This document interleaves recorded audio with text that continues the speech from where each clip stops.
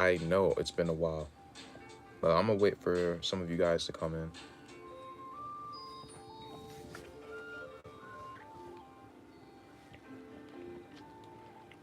Do you post your lives?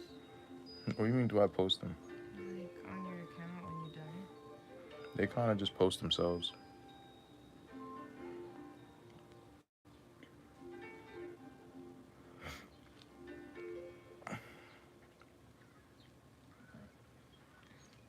Nothing. Just waiting for some people to come in.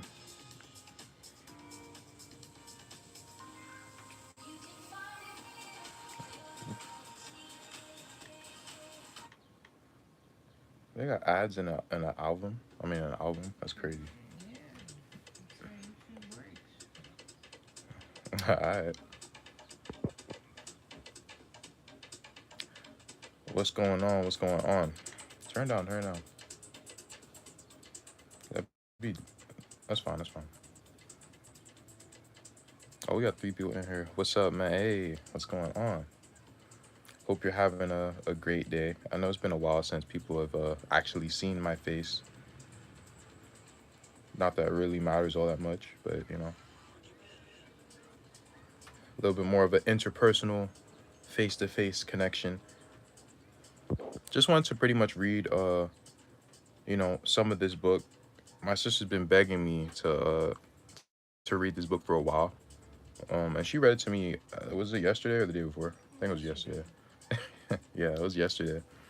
And she's been telling me stuff about this book. And guys, this is just one book. This is one book. But the things that she told me in this book are just so profound. It is not all about Jim Crow necessarily, but you can say that,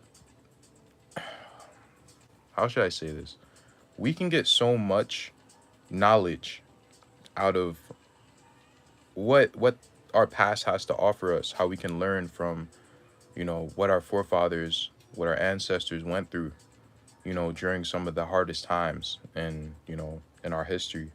I considered the Jim Crow part of American history, quote unquote, as worse than any other part in our history, pretty much, in our captivity. Like that era was probably the worst era. It was probably worse than the so-called slavery times. And it was really just ruthless, man. What some of these people would do, uh and the stuff that we went through, man, it was terrible. Like, but I want to really, like, not really so much focus on that part, but more so focus on what can we learn, right? What can we learn from the certain way how, let's say, our children were raised, right, during that time. Richard Wright, he goes into really good detail as far as his relationship dynamics with his parents, right? And it can be very telling of of the things and the different characteristics that we may have picked up. And it's all really about breaking the cycle. So that's the point why I wanted to really go over it.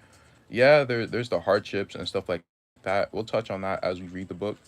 If this live goes well, then I'll try to read a little bit of this book like every Saturday or something. I think that would be fun to do. But I don't know. It depends if if you guys are responsive to it. If you guys don't really care, then I won't really do it. But yeah, let me see. Shalom. Hey, what's going on? Thank you for stopping by. So we're going to start. I'm going to start right now. I know it's only like 4 minutes in. Key point in breaking the cycles our families are stuck in. Not for real. That's a really big thing, especially, you know, how parenting went. The things that we say, like our words are very, very powerful. Um, what we say is very powerful. Our actions are very powerful. Um, Treating our children like they're actually like intelligent beings and not treating them like they're just lumps of meat that we could drag around, or beings that don't really understand intellect like that. We have a a really strong habit of doing that among our people now because of the hardships that we've gone through. And this isn't really to put blame, because you're going to notice that You could put a lot of blame on Richard Wright's parents, right? You could put a lot of blame on them. But I'm going to try to explain where did the cycle start, because you don't really break the cycle by putting the blame on a result. You break it by going to the root. So we're going to start. You can turn it up a little bit.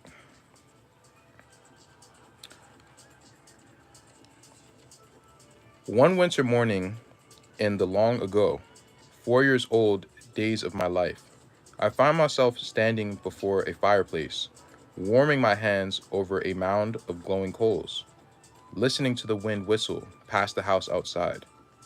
All morning, my mother had been scolding me, telling me to keep still, warning me that I must make no noise, and I was angry, fretful, and impatient. In the next room, Granny lay ill and under the day and night care of a doctor, and I knew that I would be punished if I did not obey. I crossed restlessly into the window, excuse me, and pushed back the long fluffy white curtains, which I had been forbidden to touch, and looked yearningly out into the empty street. I was dreaming of running and playing and shouting, but the vivid image of Granny's old, white, and wrinkled grim face, framed by a halo of tumbling black hair, lying upon a huge feather pillow, made me afraid. The house was quiet. Behind me, my brother, a year younger than I, was playing placidly upon the floor with a toy. A bird wheeled past the window, and I greeted it with a glad shout. You better hush, my brother said. You shut up, I said. My mother stepped briskly into the room and closed the door behind her. She came to me and shook her finger in my face. You stop that yelling, you hear? She whispered. You know Granny's sick, and you better keep quiet. I hung my head and sulked. She left, and I ached with boredom. I told you so, my brother gloated. You shut up, I told him. I wandered listlessly about the room, trying to think of something to do, dreading the return of my mother, of being neglected, resentful of being neglected, excuse me. The room held nothing of interest except the fire, and finally I stood before the shimmering embers, fascinated by the quivering coals. An idea of a new kind of game grew and took root in my mind. Now, this is already a problem. And the reason why this is a problem is because children, they're not supposed to be stuck in one place, right? They're supposed to be given a lot of room to explore, to play, and things of that sort. And when they're restricted, they're not gonna follow rules. This is why like I've been kind of going over the concept of rules. You have to for people to really follow rules, for intelligent people to follow rules, and that's what children are. Children are intelligent too. For them to want to follow rules, they need to know why the rules are in place. If they can't touch this, they can't do that. Well, why? Right? And if I can't do this, can I do something else? If the answer is no, you're not really leaving them an option. So this is just something that I picked up on. Shalom, what's going on? What's going on? Thanks for stopping by. But we're gonna continue. I looked about, and there was only my picture book, and my mother would beat me if I burned that. Then what? I hunted around until I saw the broom leaning in a closet. That's it. Who would bother about a few straws if I burned them? I pulled out the broom and tore out a batch of straws and tossed them into the fire and watched them smoke, turn black, blaze, and finally become white wisps of ghosts that vanished. Burning straws was a teasing kind of fun, and I took more of them from the broom and cast them into the fire. My brother came to my side, his eyes dawned by the blazing straws. Don't do that, he said. How come, I said. You'll burn the whole broom, he said. You hush, I said. I'll tell, he said, and I'll hit you, I said. My idea was growing, blooming. Now I was wondering just how the long, fluffy white curtains would look if I had lit a bunch of straws and and held it under them. This dude wildin', bro. Would I try it? Sure. I pulled several straws from the broom and held them to the fire until they blazed. I rushed to the window and brought the flame in touch with the hems of the new curtains. My brother shook his head. Nah, he said. He spoke too late. Red circles were eating into the white cloth. Then a flare of flames shot out. Startled, I backed away. The fire soared to the ceiling, and I trembled with fright. Soon a sheet of yellow lit the room. I was terrified. I wanted to scream, but was afraid. I looked around for my brother. He was gone. One half of the room was now ablaze. Smoke was choking me, and the fire was licking at my face, making me gasp. This is crazy, man. This is crazy. Don't play with fire, man. Don't play with fire. But again, what other option? And I'm not making an excuse because he still made like a dumb decision, but he's like a little kid. Like, what are you really expecting a little kid to do? Just be still, be quiet, don't be a child. Like, it's not really like realistic. Again, you have to give children things to do. You have to. Otherwise, they're going to get into trouble because children are very impressionable, right? So if you don't give them things to do, then demons are pretty much going to come and influence them to do something like this, right? It's true. But let me skip down because, in fact, should I skip down? No, I'm gonna keep reading. I made for the kitchen. Smoke was surging there too. Soon my mother would smell that smoke and see the fire and come and beat me. I had done something wrong, something I could not hide or deny. Yes, I would run away and never come back. I ran out the kitchen and into the backyard.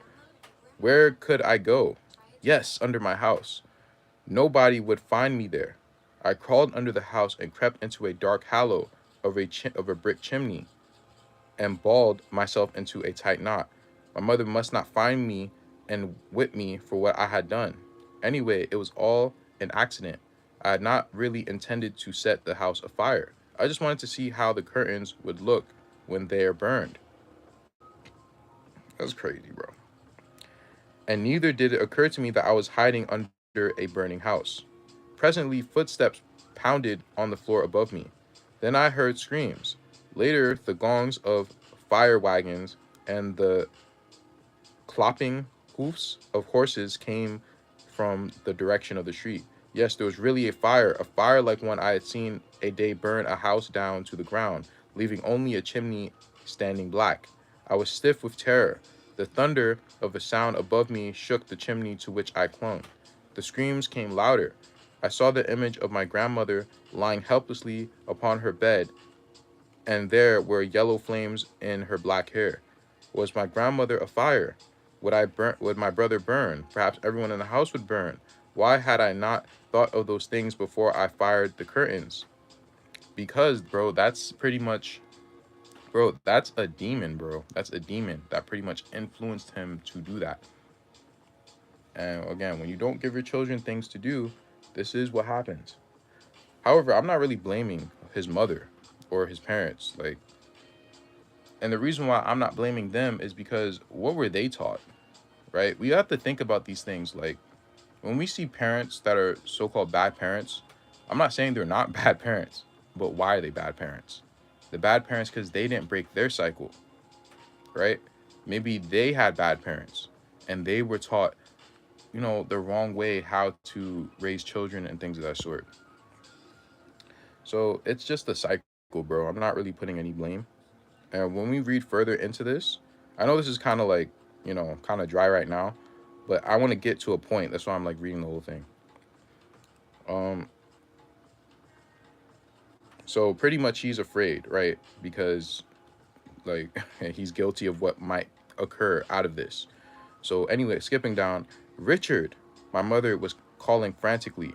I saw her legs and the hem of her dress moving swiftly about the backyard.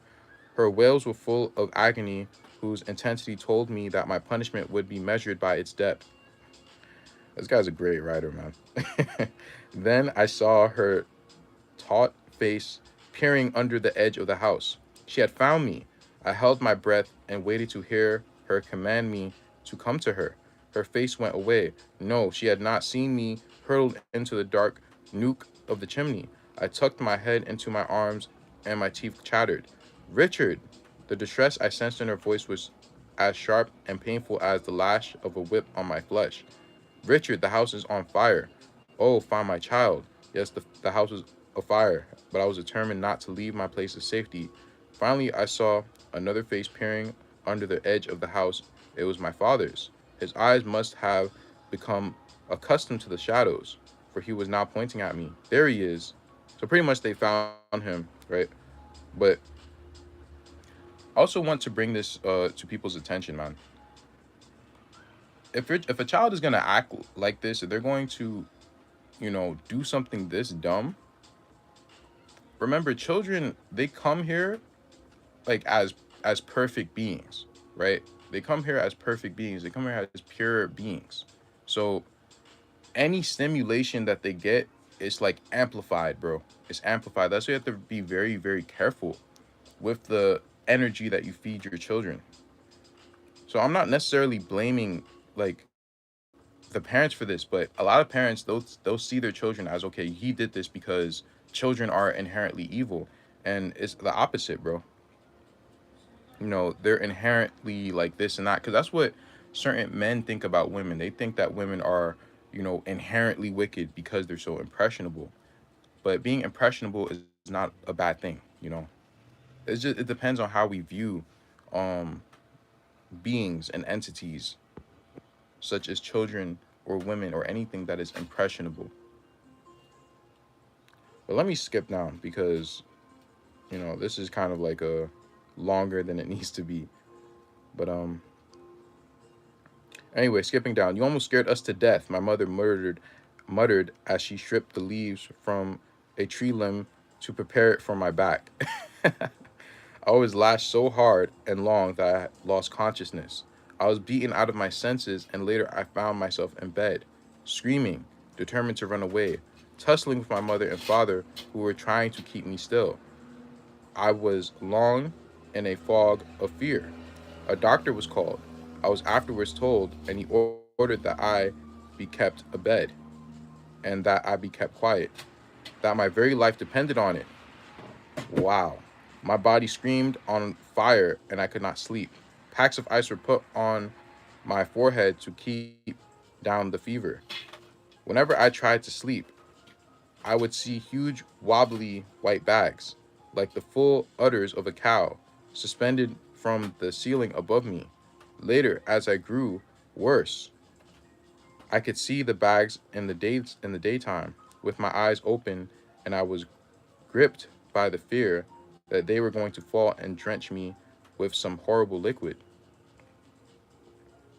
But skipping down, let me see. I begged my mother and father to take bags away, pointing to them, shaking with terror because no one saw them but me. Exhaustion would make me drift towards sleep, and then I would scream until I was wide awake again. I was afraid to sleep. Time finally bore away from the dangerous bags, and I got well. But for a long time, I was chastened whenever I remembered that my mother had come close to killing me. Yeah, man. So Ma Dukes almost killed him for setting the house on fire. And now, of course, this was a very like dangerous thing, right? But what was this really going to teach him? I'm not saying this to be soft, but what was almost like beating your child to death really going to teach your child?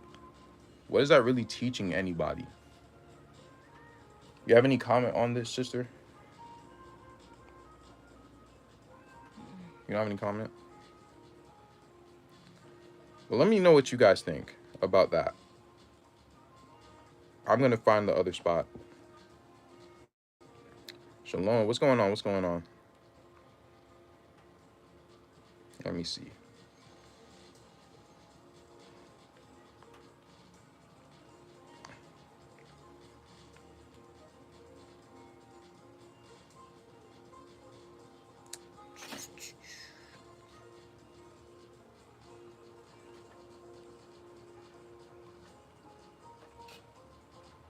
Okay, so I want to skip to this part where he talks about, man, this is crazy, bro.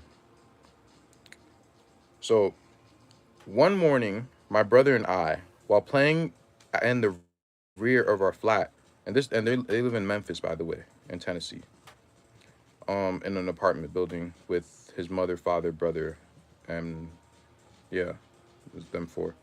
One morning, my brother and I, while playing in the rear of our flat, found a stray kitten that set up a loud, persisting meowing.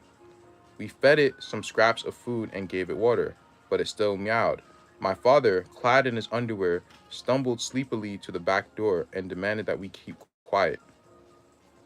We told him that it was the kitten that was making the noise, and he ordered us to drive it away. We tried to make the kitten leave, but it would not budge. My father took a hand. Scat, he shouted. The scrawny kitten lingered, brushing itself against our legs and meowing plaintively. Let me see. It's not teaching them anything.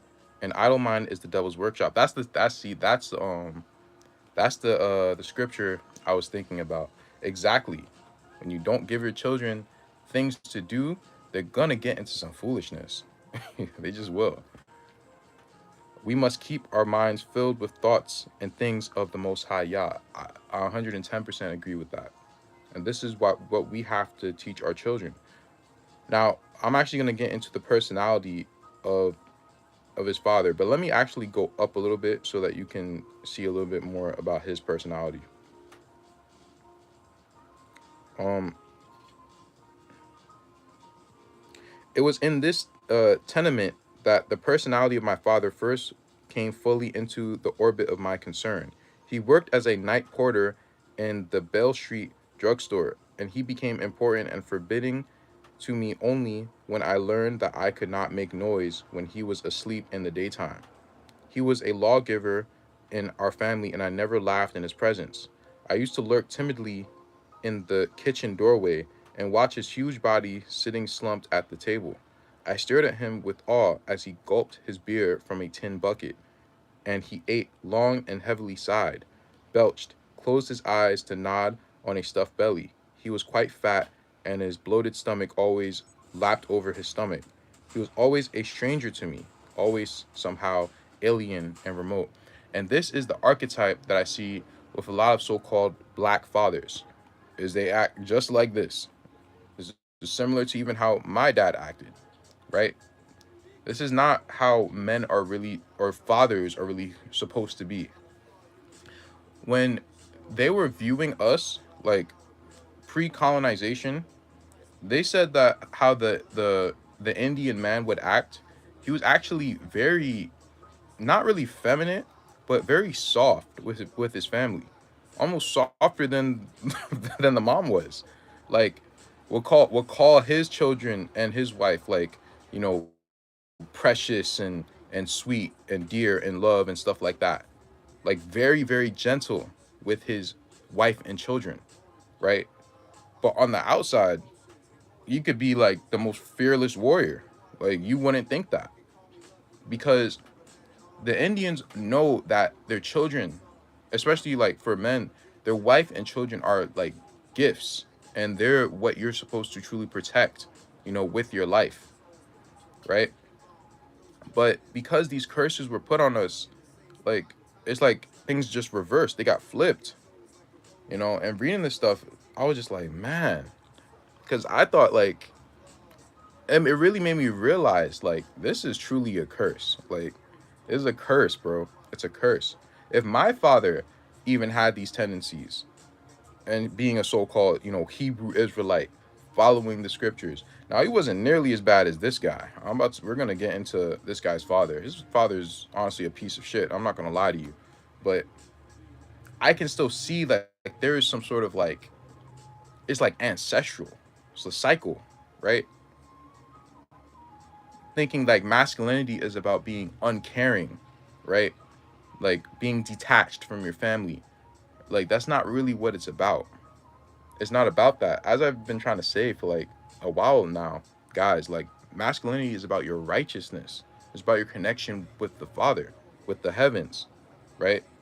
That's what it's truly about. It's not about, going to work, providing, saying some laws, and then, drinking yourself to sleep and being grumpy and angry. Like, that's not masculinity, bro.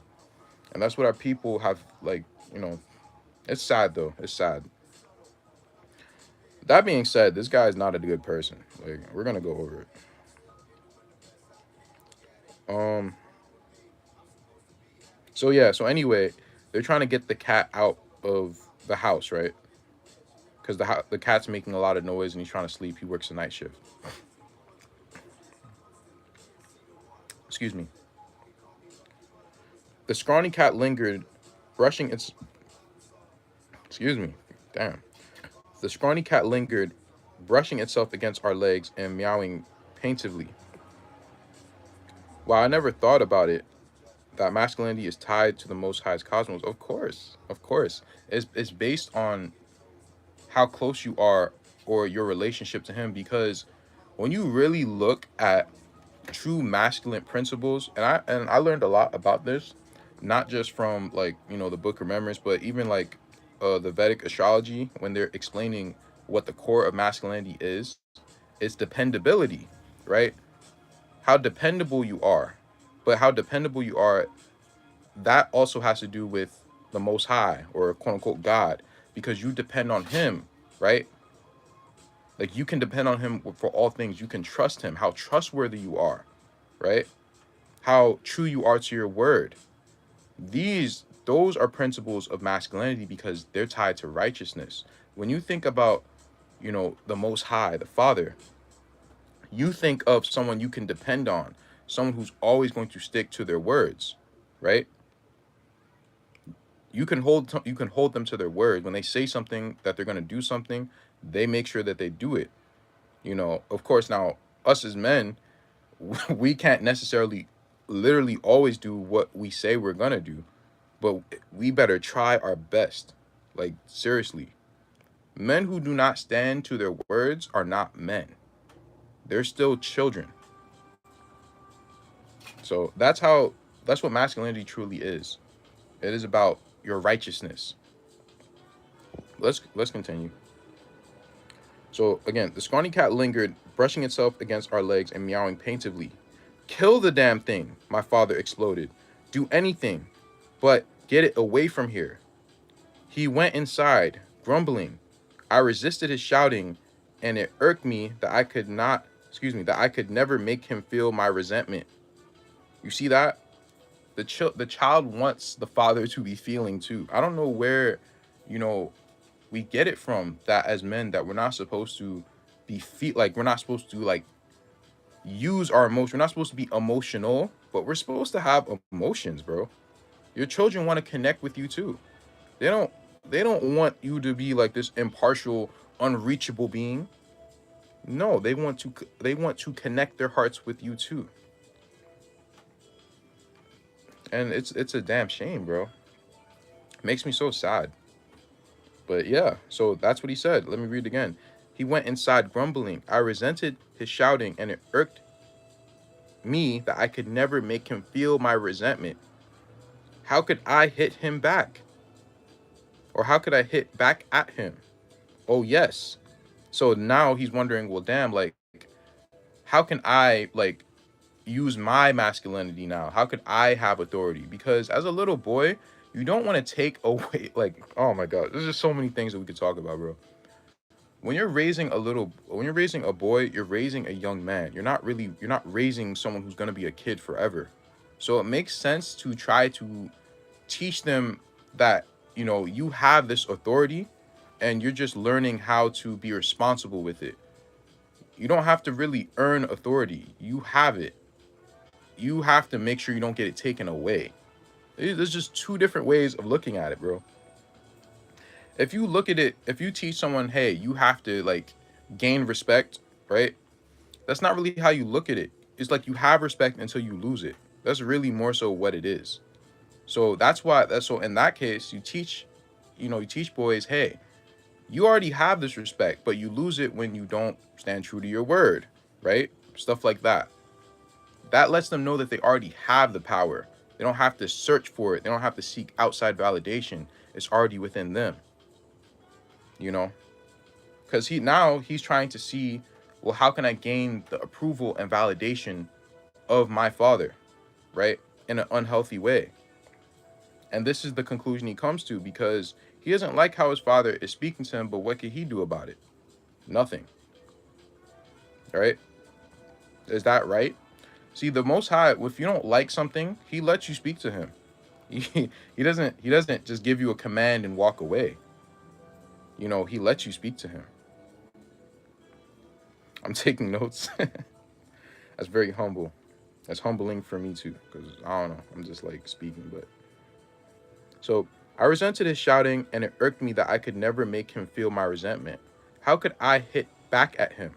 Oh yes, he said to kill the kitten, and I would kill it. Whoa, that's crazy. So that's how he's gonna get back in, because remember, he said kill the damn thing, do anything but get it away from here. And now he's gonna be like, okay, now I'm gonna take him literal. I'm going to kill the kitten. He knows that he didn't mean it like that, but he wants his father to be a man of his word. He wants him to not just do anything that he feels, right? This is a cry. This is Richard Wright's cry to his father to be an actual father, to be an actual man. And he didn't even really know it, right? At this time. But he said, oh yes, he said to kill the kitten and I would kill it. I knew that he had not really meant for me to kill the kitten, but my deep hate of him urged me toward a literal acceptance of his word. That's how women think too. It is how women think, but that's women think like that when the authority is bad. Yeah, exactly. They call it quote unquote shit testing. But they'll do that to people if the authority is bad. If there's bad authority, then yeah, you're almost going to like mock somebody and say, okay, well, you said this. Like they want you to be a person of your word. It's crazy, bro. So he said for us to kill the kitten, I told my brother. He didn't mean it, my brother said. He did, and I'm going to kill him. Then he will howl, my brother said. He can't howl if he's dead, I said. He didn't really say kill him, my brother protested. He did, I said, and you heard him. My brother ran away in fright. I found a piece of rope, made a noose, slipped it around the kitten's neck, pulled it over a nail, then jerked the animal clear off the ground. It gasped, slobbered, spun, doubled, clawed the air frantically. Finally, its mouth gaped, and its pink-white tongue shot out stiffly. I tied the rope to a nail and went to find my brother. He was crouching behind a corner of the building. I killed him, I whispered. You did bad, my brother said. Now Papa can sleep, I said, deeply satisfied. He didn't mean for you to kill him, my brother said. Then why did he tell me to do it? I demanded. My brother could not answer. He stared fearfully at the dangling kitten. Man, this is so deep, bro. Like when my sister read this to me yesterday, I was like, yo, that's such a profound argument that he's trying to paint in that basic sentence when he said, well, why did he tell me to do it then? As a man, you're supposed to be very careful with your words. Your words have power. And that's exactly what Richard was trying to teach his father. Your words have power. Don't just say whatever you want to say because you're emotional, right? As a father, you're supposed to be depended on to be a great leader. How would you feel if the Most High just said anything he wanted to say? He wasn't, he didn't pay attention to the words that came out of his mouth.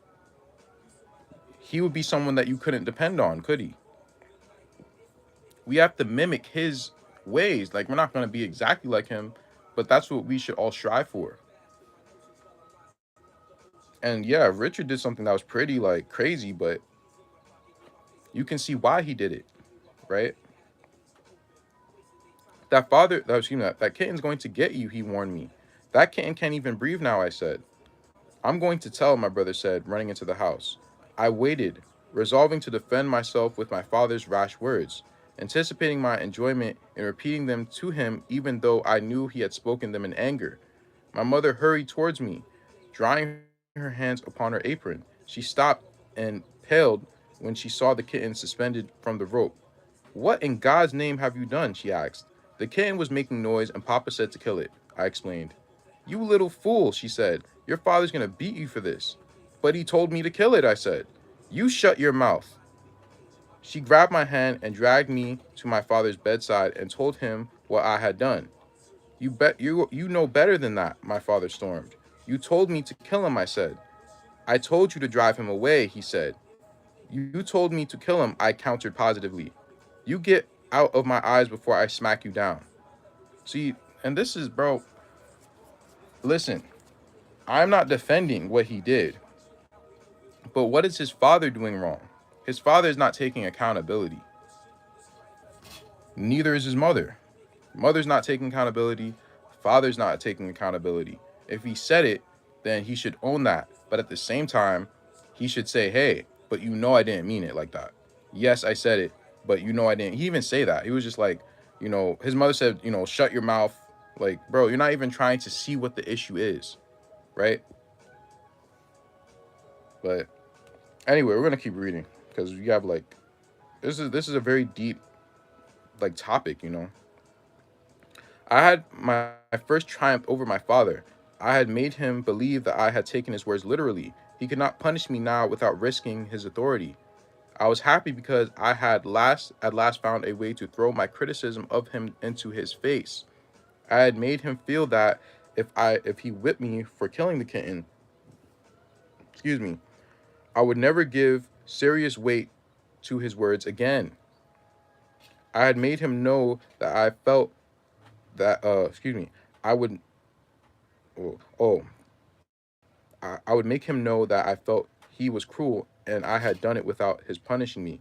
But my mother, being more imaginative, retaliated as an assault upon my sensibilities that crushed me with the moral horror involving taking a life. All that afternoon, she directed me towards calculated words that spawned in my mind a horde of invisible demons bent upon exacting revenge for what I had done. As evening drew near, anxiety filled me, and I was afraid to go into an empty room alone. You owe a debt you can never pay, my mother said. I am sorry, I muttered. Being sorry can't make that kitten live again, she said. Then, just before I was about, excuse me, just before I was to go to bed, she uttered a paralyzing injunction. She ordered me to go into the dark, dig a grave, and bury the kitten. No, I screamed, feeling that if I went out of doors, some evil spirit would whisk me away. Get out there and bury that poor kitten, she ordered. I'm scared. And wasn't that kitten scared when you pulled that rope around its neck? She asked. But it was only a kitten, I explained. But it was alive, she said. Can you make it live again? But Papa said to kill it, I said, trying to shift the moral blame upon my father. My mother whacked me across my mouth with a flat palm of her hand. You stopped that lying. You knew what he meant. I didn't, I bawled. She shoved a tiny spade into my hands. Go out there and dig a hole and bury that kitten. Man, this is intense, bro. I stumbled into in fact, let me ask you guys, what do you guys think about this situation? Let me know what you guys think about this whole situation, about, you know, what his father did and what his mother is doing, right? Because the point of me doing this live stream is to point out some of these characteristics that follow throughout time. Now, his father had to work during the time of like the height of the Jim Crow era, or at least the beginning of it. I think I don't remember how old he was as a child, but the Jim Crow era was a very horrible time for our people. It was really one of the worst times in all of history.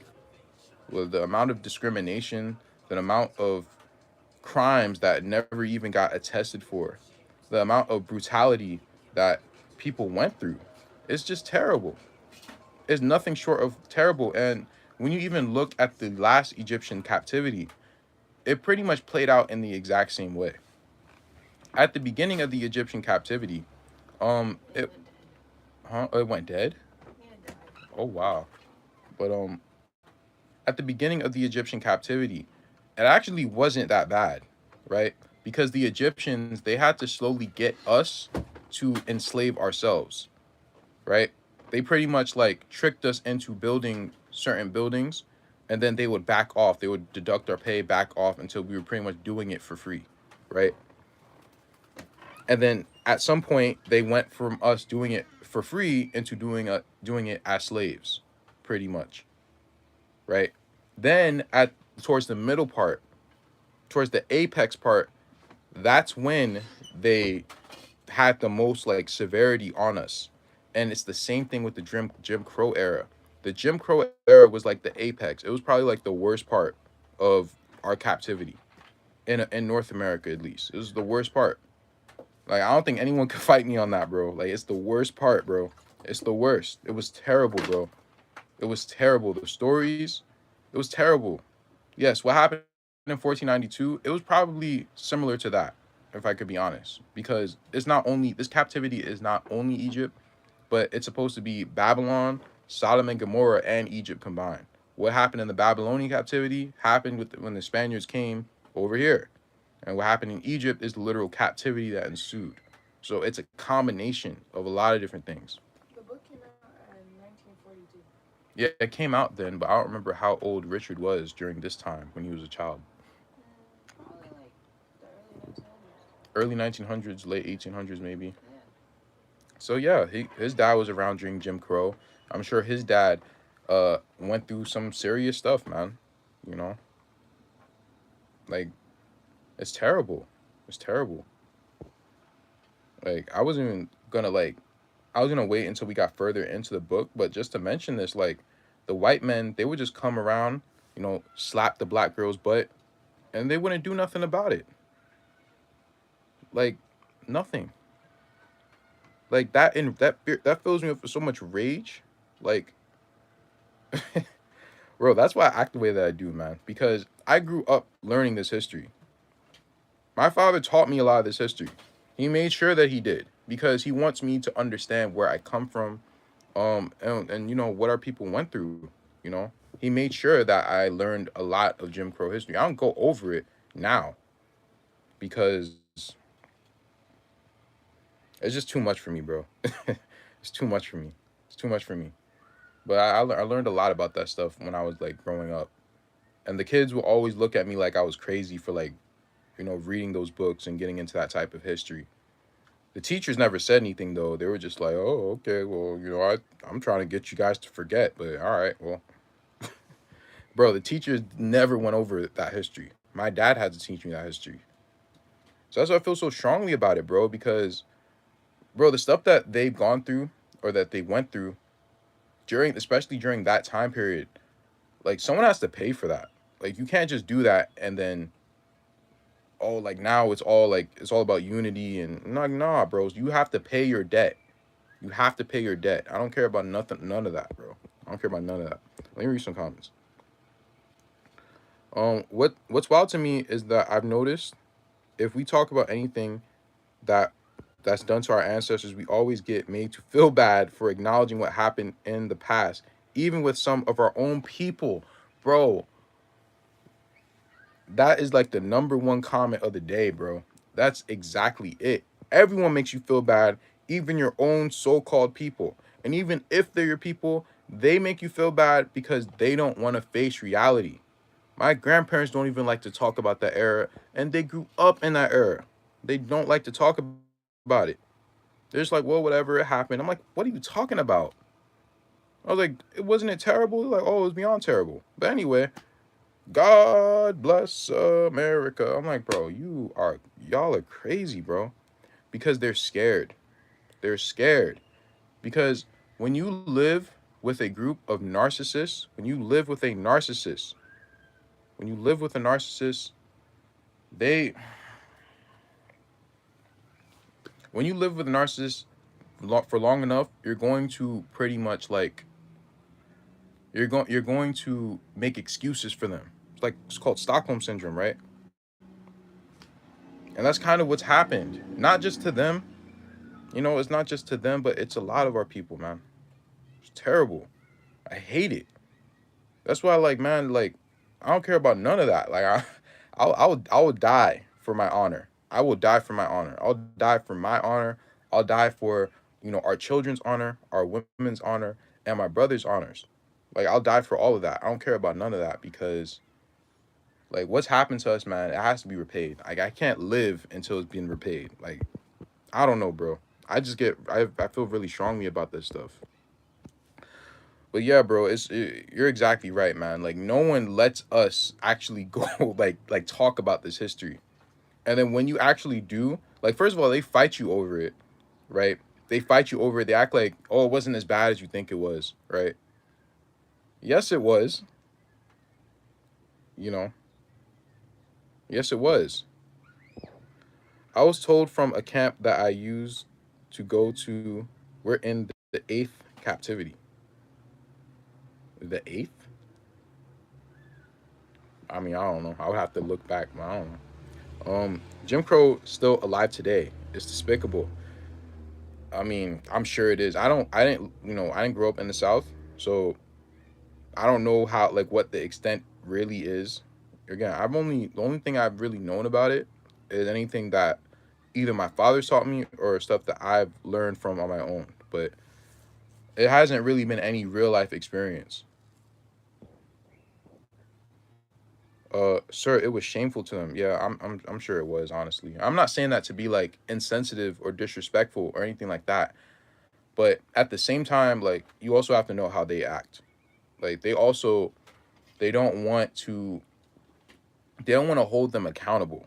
Like that's the thing. Like okay, if you feel ashamed about it, you don't want to talk about it.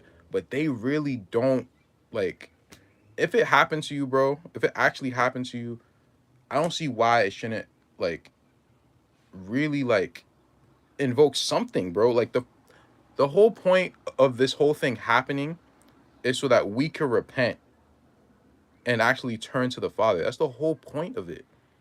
That's why the nations are doing it. It goes back to the video I released yesterday. Like, yes, we're put through this fire so that we can actually see what's going on. That's why it says in the scriptures, I've smited my people and they don't even know it. That's literally like they're playing out that scripture, bro. They're playing it out. I smited them and they don't even know.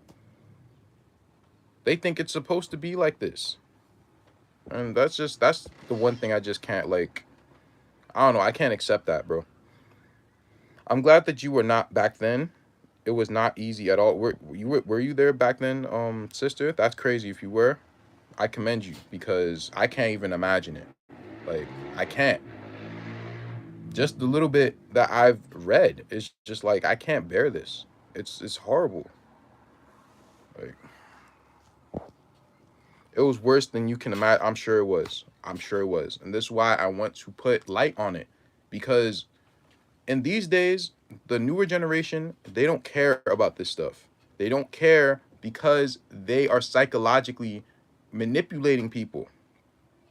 They're manipulating people into believing that, to talk about this sort of topic is wicked, it's wrong. They focus on the wrong things. They're always all these so-called Black Lives Matter people, they're always focusing on the civil rights movement and all this other stuff, but they never focus on Jim Crow. They never focus on this stuff. They never focus on the stuff that actually matters. They never focus on the fact that we got reclassified. Our people got reclassified as from Indians to Negroes. They don't focus about that. They don't focus on any of the stuff that actually matters. They focus on a bunch of stupid stuff. They don't focus about on the psychological damages that have occurred to our people on a catastrophic level. To where Richard he grew up just thinking that white people that they were just like he didn't really have like an opinion about them. They were just like out there, right? They were just there doing their own things, doing their own thing. But one thing he did notice is that they lived life a lot easier than they did. While he was in his mother had to work in a diner, right? He would have to like him eating depended on how much food the white people left on their plates. What does that do psychologically to you? What is that gonna do? You have to like you base what you get based on what they don't want. Like it's crazy, bro. Let me see. That's why I appreciate you, brother, and other prophets out here. I don't claim to be none of that, bro, but I appreciate it. Um, out there because it helps me keep my sanity from being among a sea of deniers. I'm the only salmon swimming upstream, bro. But that's all of us, bro. Like I just have a YouTube channel, bro. Like I don't know about all that, but no, I like yeah, bro. Like it's something inside of me, bro. And this is not like I kind of went over that in the video I did yesterday. This is not something that I want to do. This is almost like a calling, like how I want to feel. Like I really just want to like enjoy life and not worry about anything. But it's almost like a deep seatedness of like, yo, we need our payback. We need our reparations. We need we need our justice. And I just can't let that go. I won't let it go. I can't. Like it's like my ancestors called to me from the ground telling me and like making sure I don't forget this. I can't. I won't. And everyone wants to deny it again, especially this new generation. They want to deny it because they weren't taught the same thing. They brainwashed everybody. The fact that I have bro, the fact that I get any white people on my channel trying to tell me, well, aren't we all God's children? After what these people have done, that just shows you how much people have been brainwashed. Because there's no way in hell that anyone should be talking like that. The only thing you should be saying is, I'm sorry. What could I do to fix our situation? That's the only thing that anybody should be saying. Other than that, I don't really understand where you're coming from. You don't really understand what happened in history. You don't really understand. It's crazy, bro. Hello, what's going on? That's why the school system is pushing so hard for CRT, critical race theory. I don't even know really what that is, bro. Like I've heard of it obviously, but I don't really know what it entails. Like what is it? Like what is that? Let me know what is that though? I believe when you lack control, you find pride in controlling uh others furthering that pain, excuse me. I'm from Quisqueya or Haiti. My father had the hardest time saying I'm sorry and I was wrong. I think that's a West Indian thing, bro. Like as far as like that in particular, because they don't do that. Not all of them, don't get me wrong, because man, like they you know what it is? They think that if they're vulnerable, that they're in a position of weakness and that they are no longer a good leader, right? Because if you make a mistake, then you must now have your leadership revoked. And we can't think like that. This is why I'm also free with saying where I messed up in and stuff like that. But that doesn't take away, my right as a man. If anything, that makes me a better person to, you know, to lead whoever I'm responsible of leading, because I'm okay with making a mistake and improving upon it. Yes, you can criticize me and tell me what I did wrong. That doesn't make me any less of a man. And we just have a lot of misconceptions that saying I'm sorry makes you less of a man. It's weird, bro. It's weird. I know exactly what you're talking about. I know exactly what you're talking about. It's a sad thing. Um, you kind of sound like it got deeper a little bit. I don't know what you mean. Um, it's so hard to talk to my little brothers. They don't want to hear nothing I got to say about this stuff. That's the world we're living in. That's the world we're living in. You know, we're living in a very weird place right now. We're living in a very weird place. Like when I listen to people now, um, like when I try to talk about certain things like this, they just think, oh, but it's bigger than black and white. And I'm just like, bro, what are you talking about, bro? Yo, it's just like, what? Like, that's not, you missed the whole point, you know? Hurt people. It's sad. No, and that's also like another thing I'm trying to say. Like, we can blame our parents all we want, but that's not fixing the problem because they learn it from. You see, I used to always have a problem with how my father acted until he like kind of opened up to me about certain things, and I understood him a bit more. I understood him. It took me until I got older to understand, but I understood. And it just led me to realize, yo, listen, he tried his best. He tried his best. He did what he could, right? He did, and so did my mother. You know, my father, he like his mother, my grandmother, is not a nice person, not a very good person. He didn't even have his father in his life. He even have his father in his life. So he pretty much had to raise himself.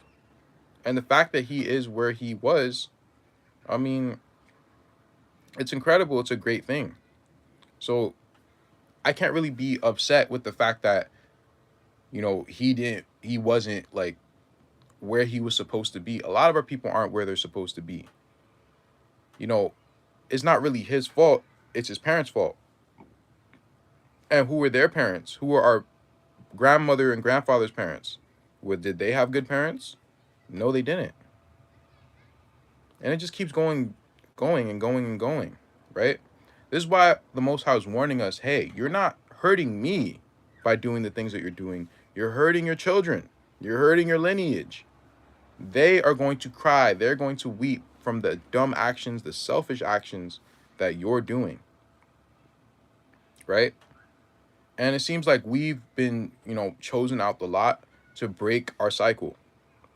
We have to break the curses that our forefathers put on us, because no child is supposed to grow up in these ways, man. No child should have to grow up with a father that never says I'm sorry, with a mother that's cold and uncaring. Like, that's not what it's supposed to be. That's crazy. But this is what happens when we choose wrong, man. I meant your voice kind of sounds, it got deeper. I don't know. I don't know. I don't know. I've been taking better care of my health. That might be a thing. I don't know. Critical race theory tells a story about institutionalized racial disadvantage and systematic racial inequality. That kind of sounds like, because I think I remember that they were trying to ban that from schools, right? I think that they were trying to ban that from schools, and a lot of people had like an uproar about it. But honestly, I saw that as like, they're kind of like trying to control the narrative more so, right? Because I think more states, they're trying to like, they're pushing heavy for it, saying, "Oh, we need to educate them," and other states were like, "Nah, like let like pretty much educate your children, your own children, that like we don't have to talk about that in school and stuff like that." I don't know. I don't know. What do you think about that? Do you think like that should be taught? Do you think it shouldn't be taught? Honestly, I don't really want the school really teaching the children anything, but at the same time, the parents, they don't know anything themselves. So what are they gonna teach the children? So I don't know. Like it's kind of like it's an interesting conversation. Believe it or not, this is a war on melanin. Of course it is. Of course it is. I definitely agree on that. Um, it's a war on all the melanated people, right? Particularly the children of Israel, but it definitely is a war on all the melanated people, the indigenous people of the earth, right? That's definitely it. Yes, now you can make the change. We all can make the change. And it's gonna take forgiveness. Like, we have to really forgive our parents for not providing us with, what we needed, because they didn't get what they needed. If we're taken care of by an entity that doesn't know how to love themselves, then they're not going to love us properly. They're trying to do it, but they can't really do it. So that's just what it is, bro. And it doesn't matter how old you are, because things can really affect you from your childhood that you don't even know, that's affecting you at age 40, 50, 60. You don't even know, you know, because you haven't really come to like to grips with it. I really think it's going to take us to break the generational curses, of course, of course. And it's a tough task, but honestly, this is all like an individual journey. Like, everyone, all of us have to do it for ourselves. We can't do it for anybody. I can try to talk about like different philosophical ways how we've been caught up in this web or this cycle and how we can break it.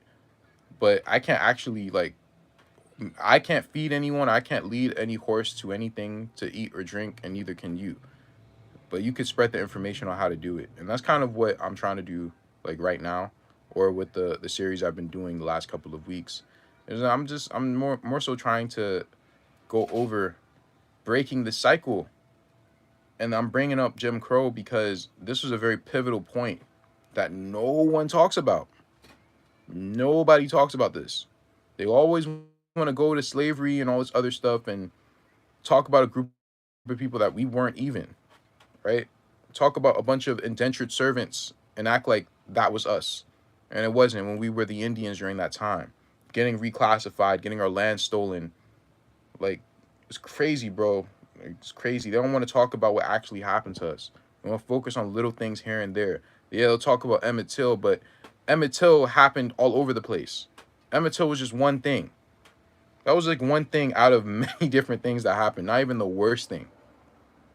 Group of them would just come up, run on your house, you know, kill your children in front of you, you know, are your wife in front of you, set you on fire, do all this other stuff, bro. Like they were beasts, animals. Like Rosewood, bro. Like all this stuff, man. Like, and this stuff is with us. Not just like, it's not just like, all right, that was taught to our parents and then their parents taught them. It's on us. It's in us in a like, in a spiritual way, right? It's in our DNA. We carry all the experiences of everyone, of all of our ancestors in our blood. We carry all of those experiences. Every single one of our ancestors, we carry their experience. Whatever happens to them, all the good, all the trauma, everything. We remember it. We know it. We don't know it like literally consciously, but it's in the back of our brain somewhere. It's in here somewhere. So we know, you know? So, man, I go over this the whole, like, all day. CRT is controlling the narrative. What you guys on YouTube is doing is perfect. Yeah, see, that's what I thought it was. Thank you, sister, for that. Because I thought it really was like them trying to, you know, tell us what it is instead of us actually going over what actually happened, right? Again, I don't even like talking about this era like that because it's kind of painful for me, honestly. Like, this is really painful. It's really painful because it almost strikes a nerve that, or like a wound that can't really be healed by any action that I do. It can only be healed by somebody else's blood being spilled on this land to clean up what happened, pretty much. Like, that's kind of how I see it. Like, that's kind of how I see it. That's why I don't even go over it on my channel. I don't even go over it because it's too painful, bro. You can lead a horse to water, but you can't make it drink. That's what it is. So you could really only lead yourself to the water and teach other people, hey, the water's over there. Hey, the water will do this. But you can't actually make someone drink. So this journey of life truly is a journey of self-exploration, of, you know, improving upon yourself, you know, fighting your own inner demons, fighting your own inner problems, breaking your own ancestral cycle, right? That's what life truly is about. And you know, we can help other people do it. You know, that's kind of what I believe a real community is a bunch of strong individuals coming together as a strong unit, right? Because we no one I'm not going to be there during your time when you have to see the Father, and you're not going to be there for me, right? I'm not going to be there. So it makes more sense to be very strong individuals, right? You could, oh, I already read that. I've been swinging my sword on the front line, the celestial, and I've been kicking ass. That's very cool. That's very cool. Oh, I got the burps, man.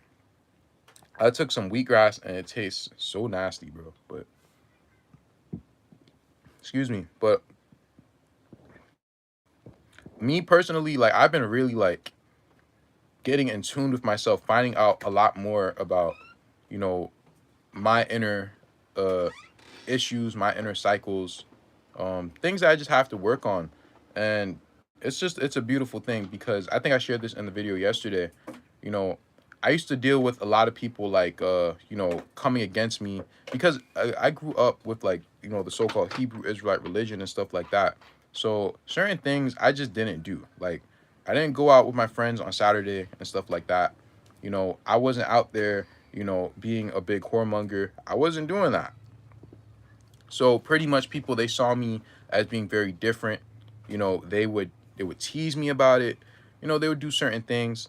And also, I just had to learn the lesson to stand up for myself. So that's what I did go through, right? So I was pretty much having that same dream, but in this dream, I stood up to those demons, right? I stood up to them, and it made me like, okay, I'm actually getting somewhere, like really, really, like I'm getting there, bro. Like I don't know, but I'm pretty much dealing with my past. And anyway, just go watch the video I did yesterday if you guys want to know. They're still imitating us. Of course, they definitely are. They still are doing this. It's like people they don't really care, and that kind of like annoys me. I'm not gonna lie to you. It really really annoys me. He that leadeth into captivity shall go into captivity. He that killeth with the sword must be killed with the sword. Here is the patience and faith of the saints. 110%, bro. 110%. Hey, what goes around comes around, right? But as I've been also trying to say, like, don't worry about what they're doing. Like, they did a lot of horrible stuff to us, right? They definitely did. But they were used to cleanse us. They're literally like the fire.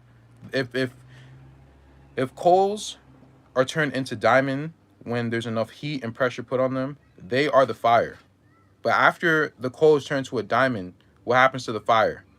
It's extinguished, it has no more use. After it does its job, okay, your job's done anyway. So think of it that way, guys. You know, yes, what happened to us was very traumatic, and it affects us even today, and it still happens today. But don't worry about the other people who are involved, right? Because that's not really going to help you. It's best to mainly focus on what's going to help us as a people. That doesn't mean that you don't seek your retribution. That's not what I'm saying at all, because some people, they get into the whole other extreme and they don't want to hold them accountable at all. I will never do that.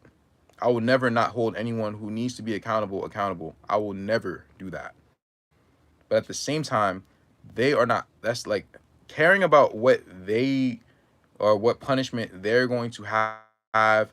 It's not going to help you, right? It's not going to help you in your growth. I'm not saying it's not important, but I'm saying don't make that more important than your growth. You understand what I mean? Not saying it's not important. I'm not saying you shouldn't seek it. I'm saying don't make it more important. Don't put it over. That's all I'm saying. Because they're going to get theirs. They deserved it. It would be like, man, it would be like someone who's been, like so nice their whole life, right? Just always wanted to do good. You'd want to see that they get what they deserve, right? You want to see, okay, nah, that person has to get rewarded.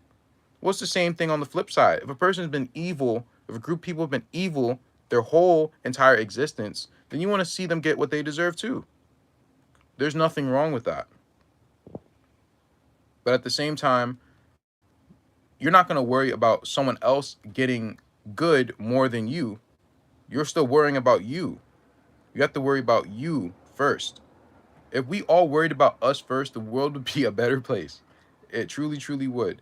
If we worked on our self growth and breaking our cycles and dealing with our inner problems, the world would be a better place. It would. So, let me see. I got into a debate with a brother at my job that these other nations were sent as a form of punishment for our nation to come back to the Most High. That's 110%. That's exactly that's exactly what they've been sent for. That's it. Guys, you also have to realize, If you didn't realize this, how it says in the scriptures so much that we went after what the other nations were doing. You know, we were following after them, right? So, what better way to get us to understand, hey, you're supposed to be set apart than to have them all whip on us? I mean, what better way to get you to understand that you are a set apart or holy people than to have all of them come on your land and treat you like a dog? I've literally had every single race of people do this at some point. And it doesn't have to always be to me directly, but it has to be to our people where they look down on us. They think we're lazy, they think we're this, they think we're that while being on our lands and coming from a complete mud hut.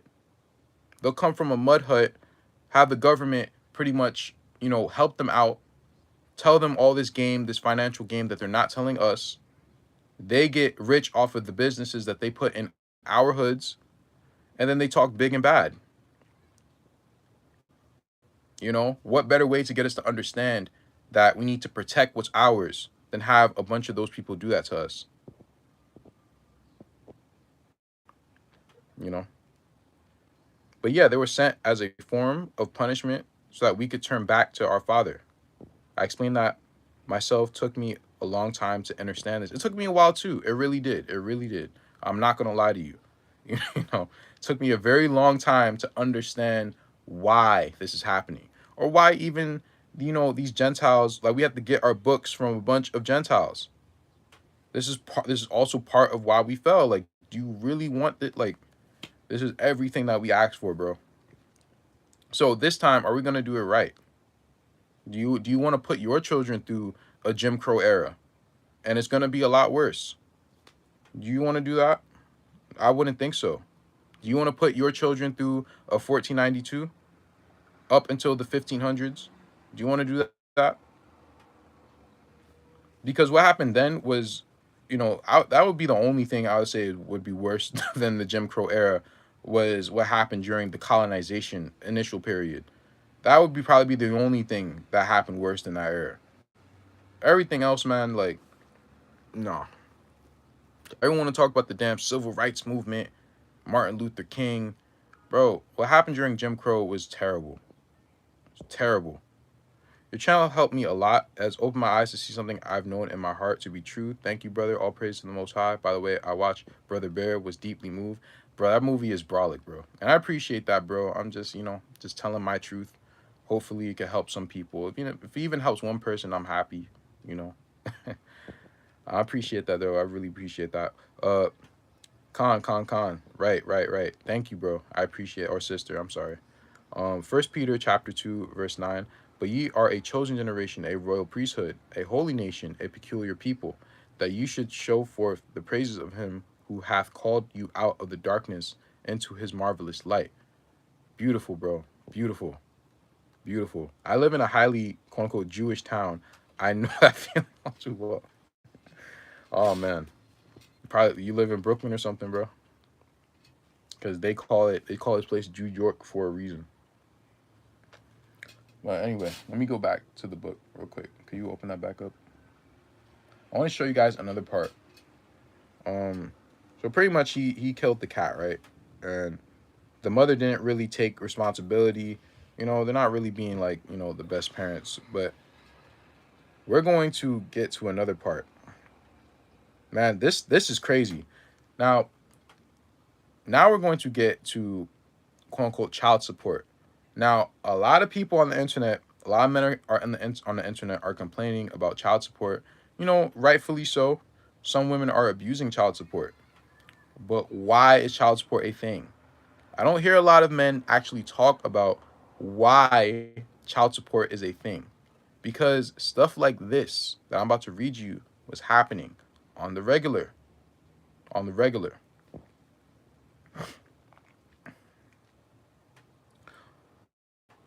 So this is after he killed the cat. Hunger stole upon me so slowly that at first I was not aware of what hunger really meant. Hunger had always been more or less at my elbow when I played, but now I began to wake up at night to hunger and standing at my bedside, staring at me gauntly. The hunger I had known before this had been no grim, hostile stranger. It had been a normal hunger that had made me beg constantly for bread, and when I ate a crust or two, I was satisfied. But this new hunger baffled me, scared me, made me angry and insistent. Like, bro, the fact that any child should ever have to really feel this is crazy, bro. It's crazy. Bro, our people were not thinking about this when they were doing their own thing. This is why, especially us as the men, we have to be very cognitive or cognizant of everything we say and do. It doesn't only affect us, it affects everyone that comes after us. It affects a whole, it affects 10, 20, even 100 generations later. Everything that you do now is affecting your children, right? You know, we've forgotten how to give the metaphor, we've forgotten what the point is of planting trees. Trees are not for you and me. When we plant a tree, it's not for me or you to enjoy. It's for our grandchildren to enjoy. And that's what you have to think about, man.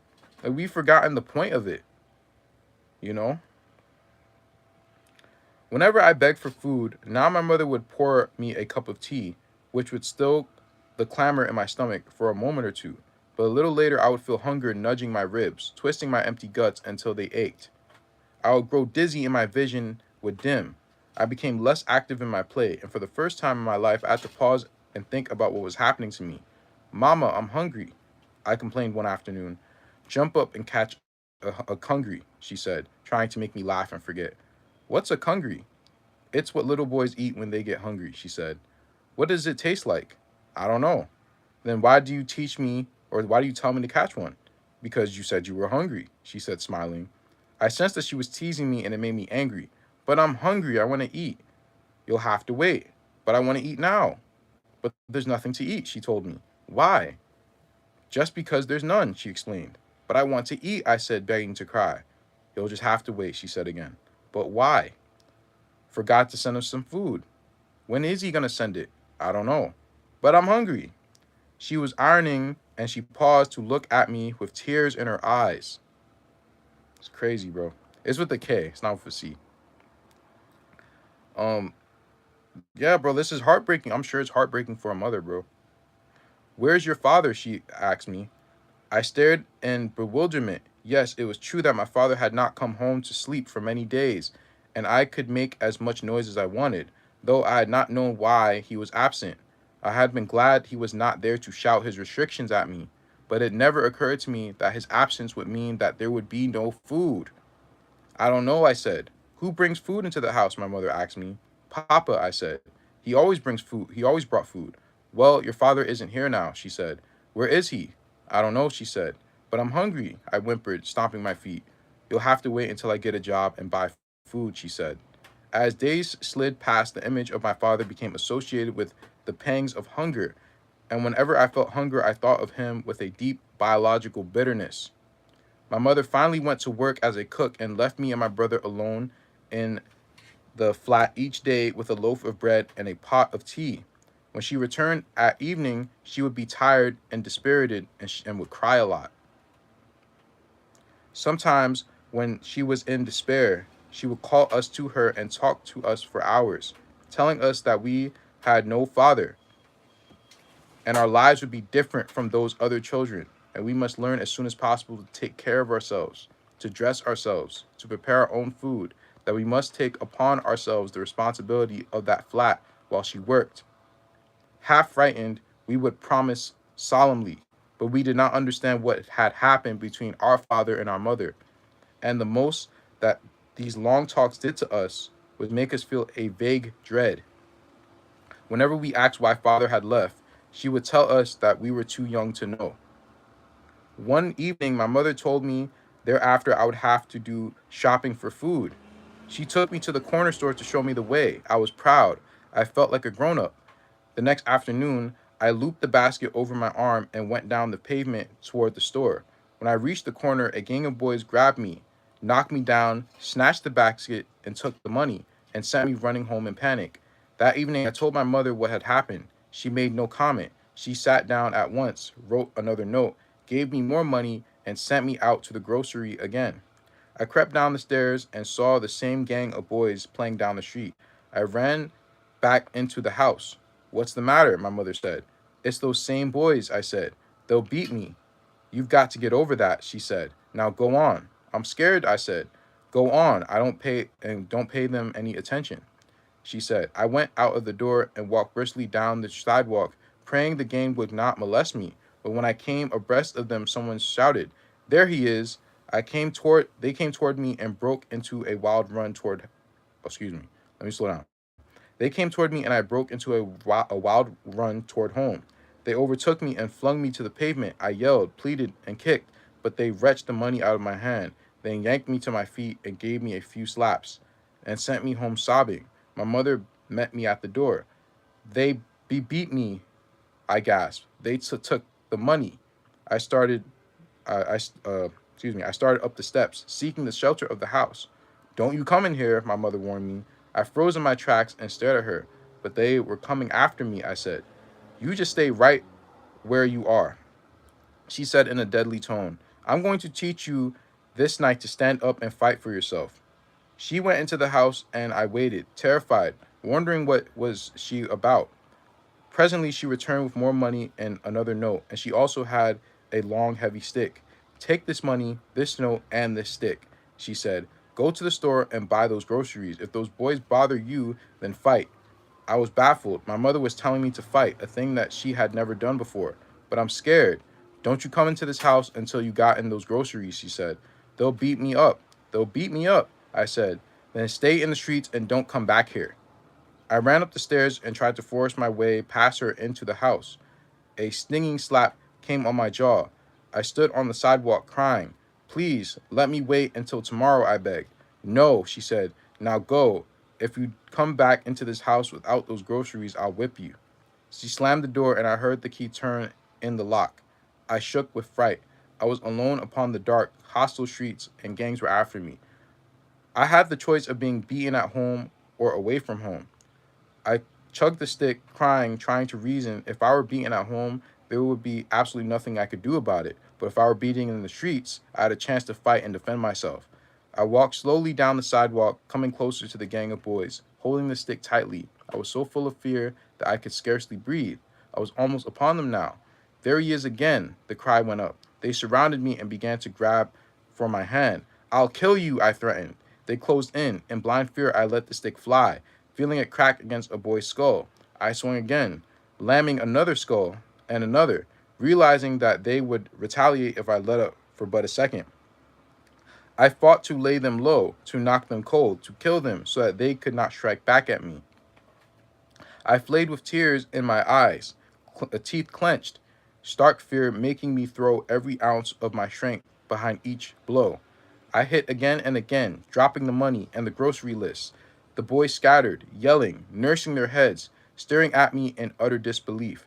They had never seen such frenzy. I stood panting, egging them on, taunting them to come on and fight. When they refused, I ran after them, and they tore out for their homes, screaming. The parents of the boys rushed into the streets and threatened me, and for the first time in my life, I had shouted at grown-ups, telling them I would give them the same if they bothered me. I finally got my grocery list and the money and went to the store. On my way back, I kept my stick poised for instant use, but there was not a single boy in sight. That night, I won the right in the streets of Memphis. So, what did you guys think about that story? You can let me know. Um, what do you think? How do you think? Do you think what the mother did was right? Do you think like she could have did it better? Like, obviously, I have my opinion, but let me know what you guys think. Um, but I want to skip down to the father again. You guys let me think, then I'll make a comment on it.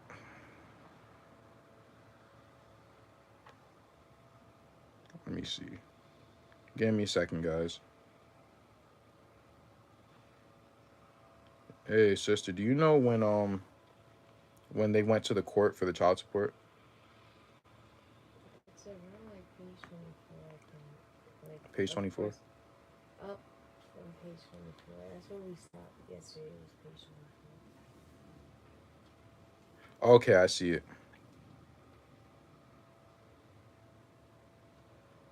Okay, so I mean, he has so many things that we could read, guys. He has so many stories, man, and they're really good lessons. Like they're really good lessons. I remember, like I remember some of these things even in my own house. Whatever you tolerate won't change. I definitely agree with that. I didn't. Me personally, I didn't disagree with the point she was trying to make, right? And also, the father left. So, I she honestly she's doing everything that she can, especially what I'm about to read to you guys. 'Cause I said that I would go over more so about the child support stuff. Like, where does it truly come from, right? See, a lot of women are abusing men on child support. Like, they'll purposely have children with them and literally leave them just so that they can pretty much live off of that child. Like, yeah, some people are abusing it, but that's not what it was originally for. But regarding how she taught him how to defend himself, you know, I wouldn't necessarily do it in the exact same way, but I still can see some sort of like appreciation on what the point she was trying to make. You know, it was better for her to do that than to baby him, but I don't know. I can't really make a comment on it because let me just read this, bro. Let me just read this. When I had awakened one morning, my mother told me that we were going to see a judge who would make my father support me and my brother. An hour later, all three of us were sitting in a huge, crowded room. I was overwhelmed by the many faces and voices, which I could not understand. High above me was a white face, which my mother told me was the face of the judge. Across the huge room sat my father, smiling confidently, looking at us. My mother warned me not to be fooled by my father's friendly manner. She told me that the judge might ask me questions, and if I did, I must tell him the truth. I agreed. Yeah, I hoped the judge would not ask me anything. For some reason, the entire thing struck me as being useless. I felt like if my father was going to feed me, he would have done so regardless of what a judge said to him. And I did not want uh and I did not want my father to feed me. I was hungry, but my thoughts of food did not now center around him. I waited, growing restless, hungry. My mother gave him my mother gave me a dry sandwich and I munched and stared, longing to go home. Finally, I heard my mother's name called. She rose and began to weep so capriciously that she could not talk for a few moments. At last, she finally managed to say that her husband had deserted her and her two children, that her children were hungry, that they stayed hungry, that she worked, that she was trying to raise them alone. Then my father was called. He came forward jauntily, smiling. He tried to kiss my mother, but she turned away from him. I only heard one sentence of what he said. "I'm doing all I can, Your Honor," he muttered, grinning. It had been painful to sit and watch my mother crying and my father laughing, and I was glad when we were outside in the sunny streets. Back at home, my mother wept again and talked complainingly about the unfairness of the judge who had accepted my father's word. Wow. After the court case, I tried to forget my father, but I did not hate him. I simply did not want to think of him. Often when we were hungry, my mother would beg me to go to my father's job and ask him for $1, a dime, a nickel, but I would never consent to go. I did not want to see him. My mother fell ill, and the problem of food became an acute daily agony. Hunger was always with us. Sometimes the neighbors would feed us, or a dollar bill would come in the mail from my grandmother. It was winter, and I would buy a dime's worth of coal each morning from the corner coal yard and lugged it home in paper bags. For a time, I remained out of school to wait upon my mother. Then Granny came to visit us, and I returned to school. This is crazy, bro. This is crazy, but it goes to show you that stuff like this is happening nowadays when, now women are abusing child support and the courts pretty much put, the favor into the woman's hands almost like all the time. Well, why do you think that happened? Happened because of bums like that. That's why it happened. Before it seems like, okay, well, the men were pretty much getting the favorable, um, decisions, and then it flipped over. But how his father is acting, that's not a man. That is someone who is so damn immature. It's not even funny. His father's terrible, bro. It's terrible. When she read that, I was like, wow. It goes to show you that this is what happens. Like, this stuff is happening because of what happened before. Like, men, they complain about women now. Why are they like this? Why are they like this? They're like this because of stuff that men were doing before. Now it got flipped onto you. You know.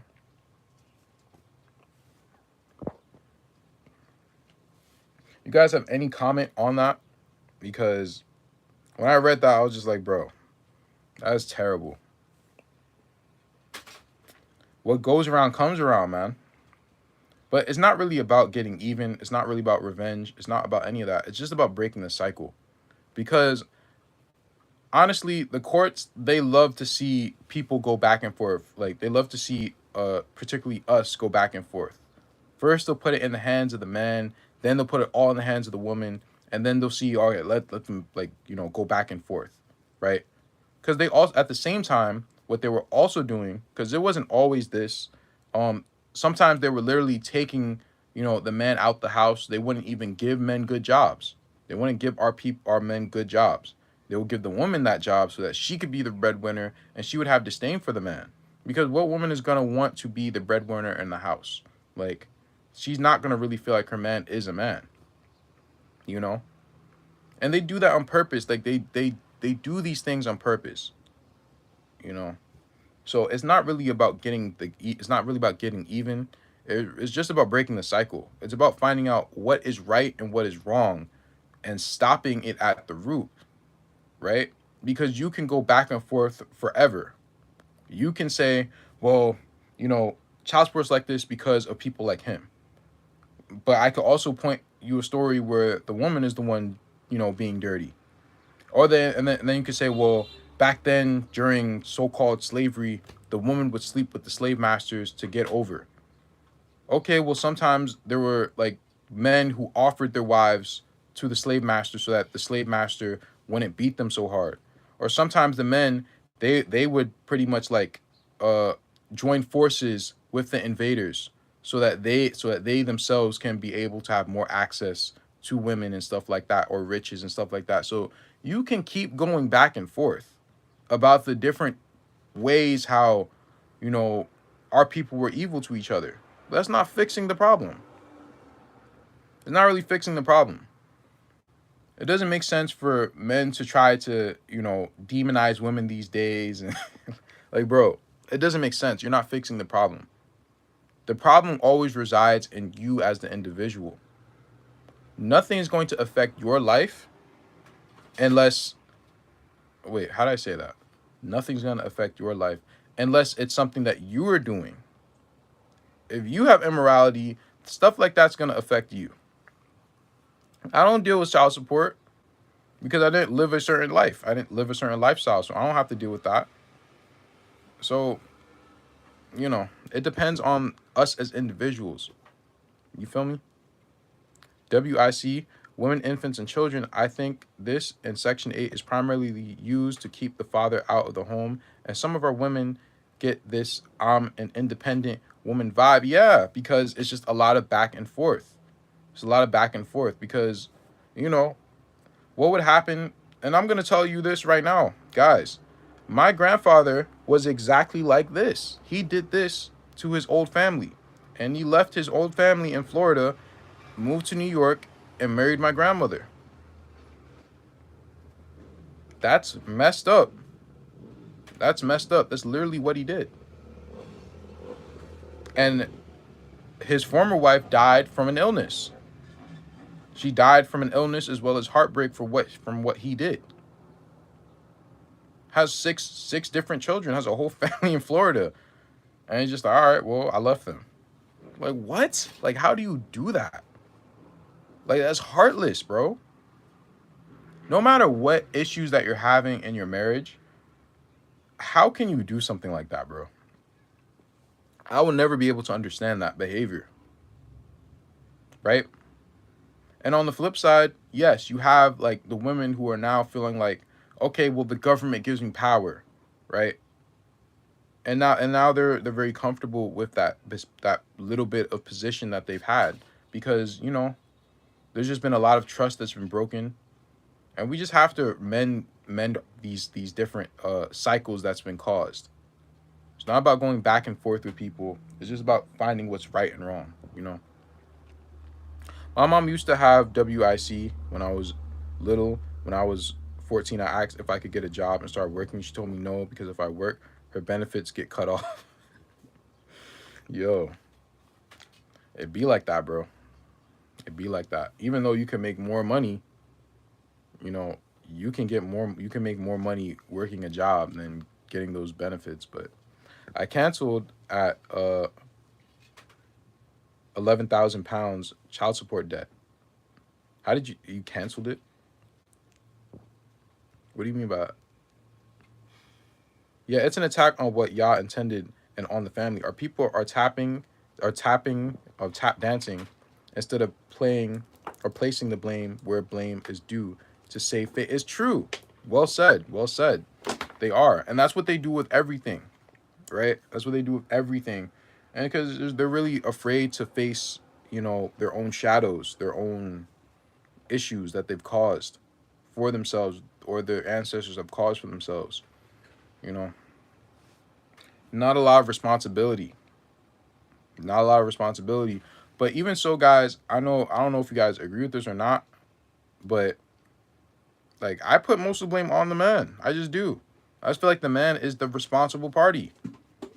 Like he's honestly the cause for this. Like the woman is only ever truly gonna follow what the man is doing because that's what she's made to do. Like the woman is truly at her core just a reflection on what the men are doing in society. So I can't really blame what they're doing because I deal with the root of the problem. And the root of the problem is, there was not the correct responsibility. There was not the correct masculinity. There was not the correct leadership that was in charge. That's what it comes down to, bro. That's how I see it, though. I'm not making excuses for anybody, but I just deal with what's important, right? What women do is just not important to me. It's just not. Like, I just don't even care. Like, it does affect us on a very deep level. It obviously does. Like, a lot of women are the reason why our people are like this, but why are they like that? Right? Why are they like that? We could talk about the damage that they've done to our people, okay, but why are they like that? You understand? Yep, my ex-husband owed 11,000 pounds and I canceled it. Oh, wow. That's crazy. Cancel it? What does that mean? Like, doesn't have to owe her anymore, I guess. My grandpa started 3 families. I have 12 aunts and uncles and cousins I don't know. Oh my God, that's terrible, bro. Bro, our men are not supposed to be doing stuff like that. That's wicked as hell. That is so wicked, bro. That doesn't make any sense. It doesn't make any sense. It says in the scriptures for a reason that you're only supposed to leave your wife for fornication. You're not supposed to leave your wife just because you know what? I don't feel like taking care of these kids. I'm gonna just get me someone else. Like, bro, that's wicked. That's evil. Especially back then when the men were the primary. Like, bro, people don't understand, bro. The reason why some of these things are like this is because of what some of the men were doing back then, right? If you're the primary breadwinner, you can't just leave your family, bro. You're not just living for yourself. You're living for uh 2+ other people, your wife and your child or other children. It doesn't make any sense. My daughter is so off now with the quote unquote black man. What do you mean off? Like she doesn't she doesn't she doesn't date them, she doesn't like them. That's a damn shame, man. That's what happens. No, I can't eat that live stream right now. That's what happens. But I don't know. I never really was into the whole, the whole interracial thing. I've just never been into that. Her dad, no example. And this is what happens, man. Like, we need both parents in the house. We need a good, strong foundation. But your daughter, too, has to break that cycle. Your daughter has to break that cycle that her father started. You know, it's going to be a hard road for her, but she has to break that cycle. You know, so I don't really have much else to read, guys. I just wanted to read that. If you guys have anything else, I'll stay on for a few more minutes, see what you guys are talking about. I actually want to go outside today. I haven't been live streaming on like outside. Like, I was usually I do it outside, but I don't have like the internet to do it. Like, I need to actually like look for a good internet because that last internet I had was terrible. I will not be using that again, so I have to look for something else. But yeah, yeah, she has to break that cycle. How do I? You listen. I haven't been treated very nicely, quote unquote, by so-called black girls. But I never said, you know what, I'm gonna get me a white girl. I've never even thought about that. It was like not an option. It was like never an option. I was just like, it just wasn't an Rather option. die alone. Huh? Rather die alone. I'd rather die alone. No, that's facts though. Like, that's just not my thing. Like, listen, everyone's into that. Like, no disrespect to you. I'm just saying, like, me, like, it's not an option for me, bro. It was just never an option. I never thought about that. I was just like, bro, I can't see myself with people who are the colonizers. I can't see that. And also, from a physiological standpoint, I just don't like them. That's just disrespectful to your It forefathers. is very. I just see it as disrespectful to my ancestors. Honestly, like, I just see it as very disrespectful. Like, it's like very disrespectful.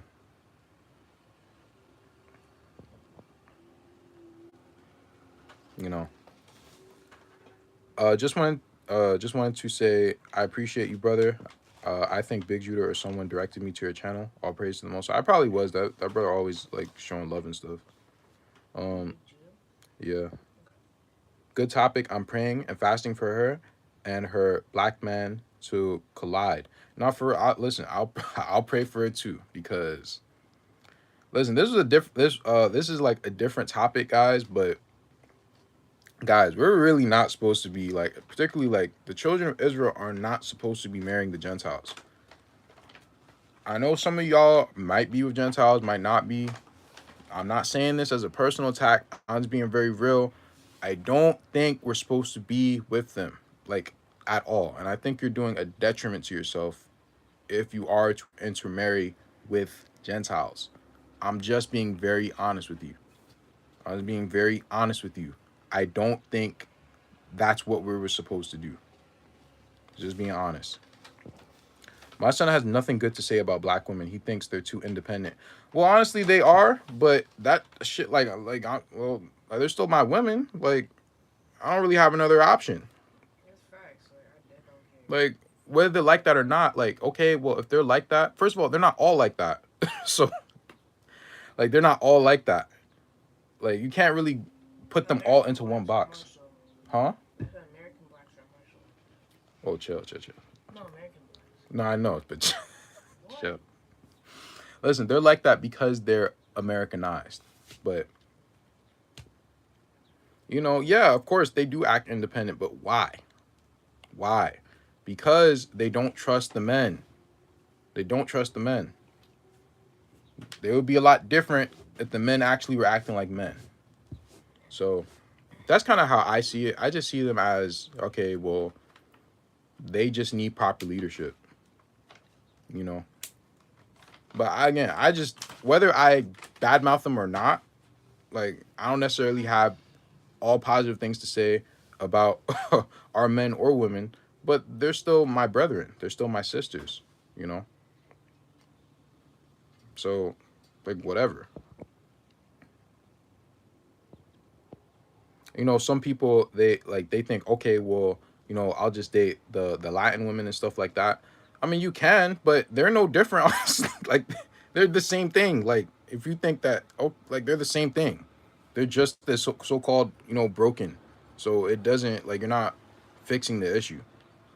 They just might be a little more attractive. Who knows, bro? Yes, we're not supposed to lay our seed with the relations with the other nations. We come from royal stock. I 110% agree with you. Again, we're a royal people, bro. Like, I don't know, man. Maybe I think different. Maybe you think different. I'm just not into that, bro. I don't like it. I'm not into it. But that's me. Especially Levites, Thawada, for joining me in prayers. Of course, I'll definitely, you know, send up mine as well. But at the end of the day, she also has her free will. Like, that would make me sad if you know, another one of our people would choose that path. But it is what it is. Yeah, I try to tell him that, but he listens to a lot of camp brothers. Yeah, like they're not fixing the issue. They're not fixing the issue. Again, I'm not saying that our people are not broken. They are broken. But as a man, you're supposed to be the you're supposed to be the driving force of fixing the issue. Complaining about women is not fixing or helping them. Like, what the hell? They're not like this because they're just like this. They're like this for a reason. And when I really looked into it, I'm like, nah, they're like this because they don't have proper leadership. They don't have proper guidance. And even so, like, bro, they're still your women, bro. You know, I just take pride in our people, man. Like, I really do. Like, I see it as like a horse race. Like, people, like, no one is picking our horse, but I know our horse is gonna win, and I'm sticking to that. Like, I'm riding or dying for us. Like, I don't care. I don't care about none of that. Like, yeah, like okay, like there's certain white people, they treat their children better than we do, you know. But so what? I don't care. I don't care. I don't care how people act now. It's easy to act in a certain way when you're in a position of relaxation, in a position of authority, and things of that sort. But watch, these curses are flipping back on everyone else very, very slowly, and then you're going to realize who are the cream of the crop actually. I find that being the example is the best thing I can do. I'm the youngest in my house, and growing up in the truth forces my family to look in the mirror and change. By my actions, they start to listen. That's a beautiful thing. That's a beautiful thing. I wish my family was a little bit more like that. They just see me as an annoyance. They just see me like I'm crazy or something, you know, because I am. I left the camp to find truth. It gets tough, but it's worth it. Follow the Most High, not man. Of course, it's very hard. It's very hard. When you have to follow the Holy Spirit, when you have to follow your intuition, that's really hard. But you get used to it. It becomes easier over time. You know, like I've spent a lot of like time just going back and forth with myself. But this is the true battle is over yourself. Other like churches and stuff, they keep you comfortable because they almost like enable you into not having to self improve. And that's just not what I'm about, bro. Like I'm all about like working on yourself, self improvement. Like you don't have to listen literally to how I you know, go down my path. Like everyone doesn't have the same path. Like you have your own path, you know? So yeah, your own personal connection with the Holy Spirit, which then leads you to your connection with the Most High. That's your own personal connection, you know? That's not one that I could teach anyone to do. I can't teach you to do that. I can only show you what I'm doing on my path. And then you could be like, hey, you know, that's similar to what I probably should do. Right? But churches, they don't really do that for you, man. My friend is mad at me because I stopped coming to camp on Saturdays. He says I'm an individualite now. Well, what's wrong with being an individualite? Doesn't that mean that you have a brain? What's wrong with these conformists, man? What's wrong with these conformists? What's wrong with being an individual? What's wrong with that? Like, what the hell? Like, literally, we're not going to be there when we have to get judged. So what's wrong with being an individual? Like you're not feeding my children. You're not putting food on my plate. What's wrong with being an individual? Like, people pick and choose when it's a good time to be an individual. And they use these words to try to shame people. Like, bro, that shaming language is so corny.